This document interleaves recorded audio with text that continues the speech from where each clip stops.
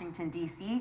than an indictment of President Trump thus far. We look at the culture of corruption with lobbying practices and also in politics. And in the lobbying aspect, we've really seen the Foreign Agents Registration Act come to the forefront, where you see both Paul Manafort, Rick Gates, Fusion GPS, the Podesta Group, all failing to register as essentially foreign agents of Russia and doing their bidding in the United States. We also look at politics and the dirty aspect of politics, taking meetings you probably shouldn't take, or paying millions of dollars to Fusion GPS to basically pay off Kremlin sources for disinformation. So I think what we've seen is basically the swamp in action, in essence, in the corruption in Washington, D.C. That's what I was thinking as you were saying it out, drain the swamp. I want to just go to something that the president tweeted out with regard to, looking for or looking at all aspects of this. He says the fake news is working overtime. As Paul Manafort's lawyer has said, there was no collusion, as I mentioned,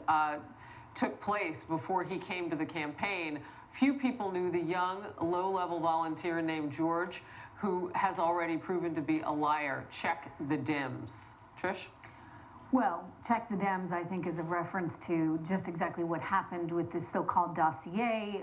Was the United States played in some way? Because were Russian sources feeding, as you say, disinformation to Christopher Steele, the British spy, who then was doing this work on behalf of Fusion GPS. So that's sort of what he means. There's a lot of questions there, and we haven't even gotten to Uranium One, which I know we'll talk about in a little bit. But I think the important thing here is we need answers.